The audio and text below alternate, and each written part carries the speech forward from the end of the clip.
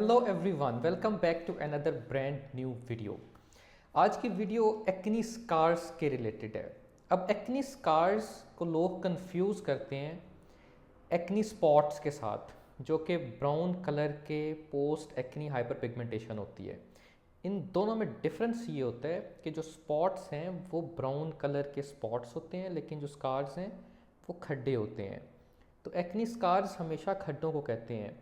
Spots को जो acne के बाद रह जाते हैं, या तो वो रेड कलर के स्पॉट्स हो सकते हैं या ब्राउन कलर के स्पॉट्स होते हैं, उन्हें पोस्ट एक्नी हाइपर पिगमेंटेशन या पोस्ट एक्नी एरिथीमा कहते हैं। तो आज हम बात करेंगे वो एक्नी स्कार्स जो खड्डे होते हैं उनके बारे में बात करेंगे।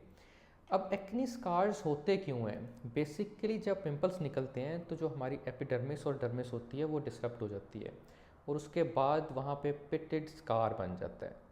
अब इनकी डिफरेंट टाइप्स होती हैं। एक्नी स्कार्स बॉक्स स्कार्स भी हो सकते हैं, आइस पिक स्कार्स भी हो सकते हैं, रोलिंग स्कार्स भी हो सकते हैं। अब एक्नी के बाद दो तरह के स्कार्स बन सकते हैं, या तो वो पिटेड स्कार्स होते हैं जो मैंने अभी बताया, या फिर वो हाइपरट्रॉफिक स्कार्स होते हैं, जो कि हाइपरट्रॉफिक का मतलब होता है फूले हुए। तो फूले हुए स्कार्स भी हो सकते हैं और हाइपोट्रॉफिक यानी पिटेड स्कार्स भी हो सकते हैं। नॉर्मली 90% केसेस में पिटेड स्कार्स ही होते हैं जो गड़े बन जाते हैं। अब अगर किसी के फेस के ऊपर स्कार्स हैं, चाहे वो रोलिंग स्कार्स हैं या पिटेड स्कार्स हैं या आइस पिक स्कार्स हैं, किसी भी टाइप के स्कार्स हैं, उनको दो तरह से ट्रीट किया जा सकता है। नंबर वन, घर पे होम रेमेडीज़ के साथ, टॉपिकल केयर के साथ, और सेकंड नंबर पे इन ऑफिस ट्रीटमेंट्स या क्लिनिक के ऊपर जो जाके आप लोग ट्रीटमेंट्स करवाते हैं। तो सबसे पहले बात कर लेते हैं कि इन होम ट्रीटमेंट्स आप कैसे कर सकते हैं। तो सबसे पहले जो आप घर पे अप्लाई कर सकते हैं स्कार्स को मिनिमाइज़ करने के लिए, उसमें आते हैं ट्रेटिनॉइन्स। जिस तरह से आइसोट्रेटिनॉइन है या फिर रेटिनोल्स हैं, इनको आप टॉपिकल अप्लाई कर सकते हैं, जिससे कोलेजन बिल्ड होता है over the period of time. लेकिन ये प्रोसेस बहुत स्लो होता है, इसमें आपको साल लग जाते हैं स्कार्स की अपीयरेंस को बेहतर करने के लिए। फिर मॉइस्चराइज़र्स आप लगा सकते हैं स्किन के जो रिन्यूअल प्रोसेस है उसको क्विक करने के लिए। तो मोस्टली ट्रेटिनॉइन्स और जो मॉइस्चराइज़र्स हैं वो हेल्प करते हैं घर पे आपके स्कार्स को इम्प्रूव करने के लिए। कुछ लोग सिलिकॉन बेस्ड जेल्स लगाते हैं, लेकिन वो मेरे क्लिनिकल एक्सपीरियंस के मुताबिक उनके रिजल्ट्स बहुत कम होते हैं। ट्रेटिनॉइन्स के भी रिजल्ट्स कम होते हैं। अगर आपके बॉक्स स्कार्स हैं तो आपको कुछ ना कुछ ट्रीटमेंट्स की हेल्प लेनी पड़ती है। अब सेकंड नंबर के ऊपर होता है कि आपने कौन से ट्रीटमेंट्स करवाने हैं। ट्रीटमेंट्स में there are multiple treatment options. सबसे पहले जो ट्रीटमेंट्स हैं वो डिपेंड करता है कि आपके स्कार्स की टाइप कौन सी है। फ़र्ज़ करें कि अगर आपके रोलिंग स्कार्स हैं तो उसके लिए डिफरेंट ऑप्शंस होती हैं, अगर बॉक्स स्कार्स हैं तो उसके लिए डिफरेंट ऑप्शंस होती हैं, अगर आपके आइस पिक स्कार्स हैं तो उसके लिए डिफरेंट ऑप्शंस होती हैं। अब बात करते हैं रोलिंग स्कार्स के लिए। रोलिंग स्कार्स में डिफरेंट ऑप्शंस हैं। Number one is fractional CO2 laser. जो फ्रैक्शनल CO2 लेज़र है वो हेल्प करता है कोलेजन बिल्डिंग के लिए। जब कोलेजन बिल्ड होता है हमारी स्किन के अंदर तो स्कार्स की अपीयरेंस आहिस्ता आहिस्ता आहिस्ता कम हो जाती है। फ्रैक्शनल लेज़र तमाम तरह के स्कार्स के लिए इफेक्टिव है, रोलिंग स्कार्स के लिए भी, बॉक्स स्कार्स के लिए भी, और आइस पिक स्कार्स के लिए भी। आइस पिक स्कार्स के लिए थोड़ा सा फ्रैक्शन के रिजल्ट्स कम होते हैं as compared to other treatments, जो मैं आपको भी बताऊँगा। सेकेंड नंबर पे जो ऑप्शन आती है हमारे पास रोलिंग स्कार्स के लिए, वो आती है फिलर्स की। डर्मल फिलर्स रोलिंग स्कार्स के लिए बहुत अच्छा ट्रीटमेंट है। लेकिन फिलर्स का आपको ये हमेशा याद रखना होता है कि ये परमानेंट या लॉन्ग लास्टिंग ट्रीटमेंट नहीं होता। ये आप तब करवाते हैं जब आपको बहुत इमरजेंसी में कोई शादी है या फिर आपने किसी इवेंट पे जाना है, तब आप ये ट्रीटमेंट करवा सकते हैं, जिसमें आपको 4 to 6 मंथ्स तक इसके रिजल्ट्स रहते हैं। उसके बाद बाज़ औक़ात फिलर्स के बाद नेचुरल कोलेजन बन जाता है, तो फिलर्स तो डिज़ोल्व हो जाते हैं लेकिन आपका कोलेजन वहीं पे रहता है, तो आपको कुछ ना कुछ इम्प्रूवमेंट फ़ील होती है। लेकिन वो 100% जिस तरह first day of fillers treatment के बाद आपको रिजल्ट्स मिले थे वैसे नहीं रहते। 3-4 महीने के बाद वो कम हो जाते हैं। तो fillers is a quick fix, ये हमेशा के लिए आपको नहीं करवाना चाहिए। अगर आप चाहते हैं कि परमानेंट रिजल्ट्स हों तो फिर आपको कुछ ना कुछ ट्रीटमेंट करवाना चाहिए, जिसमें लेज़र्स हैं या फिर माइक्रोनीडलिंग्स हैं। There are multiple treatment options which we will discuss later. Third number के ऊपर जो रोलिंग स्कार्स के लिए ऑप्शन होती है वो होती है सब्सिजन की। सब्सिजन एक ऐसा ट्रीटमेंट है जिसमें नीडल के ज़रिए या कैनुला के ज़रिए जो फाइब्रोसिस होती है स्कार्स के नीचे उसको ब्रेक कर दिया जाता है। फाइब्रोसिस ब्रेक होती है तो वहाँ पे माइक्रोस्कोपिक वूंड्स क्रिएट होते हैं, तो जब वो वूंड्स हील होते हैं तो वहाँ पे न्यू कोलेजन बन जाता है। तो इस तरह स्कार्स की अपीयरेंस कम हो जाती है। ये कुछ मेन ऑप्शंस थी जो रोलिंग स्कार्स के लिए यूज़ होती हैं। एक चीज़ आपने हमेशा याद रखनी है कि जितने भी ट्रीटमेंट्स हैं स्कार्स के लिए वो आपको सेशंस करने पड़ते हैं। There are multiple sessions. एक सेशन के बाद आपको इम्प्रूवमेंट नहीं फील होती सिवाय फिलर्स के। अब बात करते हैं सेकंड जो टाइप है स्कार्स की उसके बारे में, जो कि है बॉक्स स्कार्स। बॉक्स स्कार्स की पिक्चर मैं आपको दिखा रहा हूँ, इस तरह के होते हैं। इसमें जो सबसे इम्पॉर्टेंट ट्रीटमेंट है, जो इफ़ेक्टिव ट्रीटमेंट है, वो फ्रैक्शनल CO2 लेज़र है। फ्रैक्शनल CO2 लेज़र जिस तरह से रोलिंग स्कार्स में इफ़ेक्टिव है, सेम उसी तरह से बॉक्स स्कार्स में भी इफ़ेक्टिव है, क्योंकि इसमें कोलेजन बनता है। माइक्रोस्कोपिक इंजरीज होती हैं स्किन के ऊपर, और उसके बाद जब वहाँ पे कोलेजन बनता है तो न्यू सेल्स आ जाते हैं और हमारी स्किन रीन्यू हो जाती है।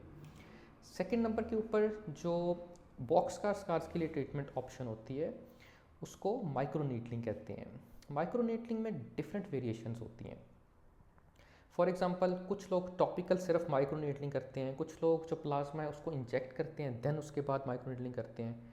जो मैं रिकमेंड करता हूँ, मैं कॉम्बिनेशन में रिकमेंड करता हूँ कि माइक्रोस्कोपिक जो इंजेक्शन है वो किए जाएँ स्किन के अंदर, स्कार्स के अंदर, एंड देन उसके बाद माइक्रोनीडलिंग की जाए। तो इसमें आपकी जो कोलेजन बिल्डिंग के चांसेस होते हैं वो डबल हो जाते हैं।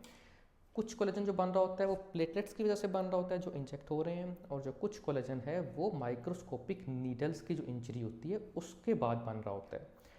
तो microscopic injury is a very good treatment for healing the scars. Okay, इसके बाद जो एक टाइप रह जाती है स्कार्स की उसे आइस पिक स्कार्स कहते हैं। आइस पिक स्कार्स बहुत स्मॉल टाइनी स्कार्स होते हैं। इसके लिए जो सबसे इफेक्टिव ट्रीटमेंट है वो TCA क्रॉस होता है। जो ट्राइक्लोरोएसिटिक एसिड है उसके माइक्रोस्कोपिक ड्रॉपलेट्स अप्लाई किए जाते हैं स्कार्स के ऊपर, एंड देन वहाँ पे कोलेजन बिल्ड होता है। लेकिन मैं नॉर्मली रिकमेंड नहीं करता, क्योंकि उसके बाद PIH का रिस्क होता है, वहाँ पे एरिया वो वाला ब्लैक हो जाता है। तो इसके अलावा जो कन्वेंशनल ट्रीटमेंट्स हैं जिस तरह माइक्रोनीडलिंग्स हैं या फ्रैक्शनल CO2 लेज़र्स हैं, वो भी आइस पिक स्कार्स के लिए बहुत इफेक्टिव होते हैं, लेकिन उसके नंबर ऑफ़ सेशंस हमें करने पड़ते हैं। ऑल राइट, अब ये वो ट्रीटमेंट्स थे जो तमाम स्कार्स की टाइप्स के लिए कन्वेंशनली यूज़ हो रहे हैं, जिसमें माइक्रोनीडलिंग्स हैं, फ्रैक्शनल लेज़र्स हैं, सब्सिजन्स हैं, फिलर्स हैं। अब कुछ वो ट्रीटमेंट्स हैं कि जो रिलेटिवली न्यू ट्रीटमेंट्स हैं, जिस तरह से एक्सोसोम्स हैं। Exosomes is one of the best treatment for acne scars.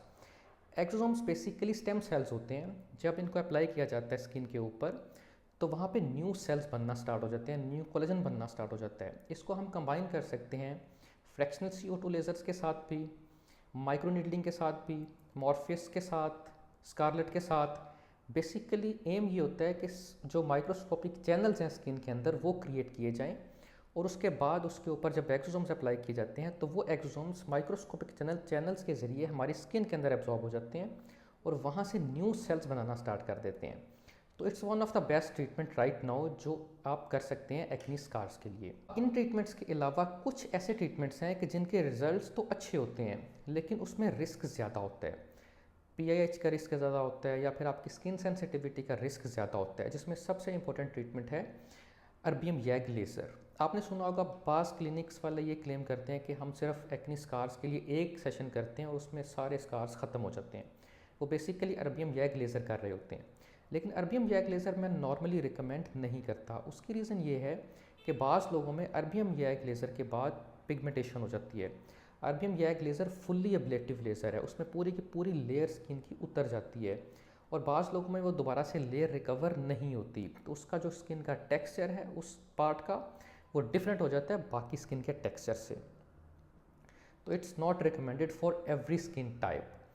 इसके अलावा जो और ट्रीटमेंट्स हैं, जो अनकन्वेंशनल ट्रीटमेंट्स हैं, उसमें आता है प्रोफाइलो या स्किन बूस्टर्स। स्किन बूस्टर्स के नंबर ऑफ़ सेशंस होते हैं 3 to 4 सेशंस, और ये वर्क सेम उसी तरह से करता है जिस तरह फिलर्स वर्क करते हैं। इंजेक्ट किया जाता है स्किन बूस्टर्स को स्कार्स के अंदर और वहाँ पे न्यू कोलेजन बनना स्टार्ट हो जाता है। लेकिन स्किन बूस्टर्स का एक फ़ायदा ये होता है कि जो इसमें कोलेजन बनता है वो हमारा अपना कोलेजन होता है। फिलर्स या स्किन बूस्टर्स तो कुछ देर के बाद डिग्रेड हो जाते हैं, डिज़ोल्व हो जाते हैं, लेकिन जो कोलेजन बन जाता है उसके बाद वो तो हमारा नेचुरल कोलेजन होता है। ओके, तो आज हमने स्कार्स की डिफरेंट टाइप्स की बात की, स्कार्स होते क्यों हैं उसके बारे में बात की, उनको कैसे ट्रीट किया जाता है घर पे और क्लिनिक के ऊपर उसके बारे में बात की। I hope this video clears a lot of questions जो आप लोगों को स्कार्स के रिलेटेड थे। Still if you have any question you are most welcome to comment below this video. Thank you so much, अपना बहुत सा ख्याल रखें, मिलते हैं नेक्स्ट वीडियो में। अल्लाह हाफिज़।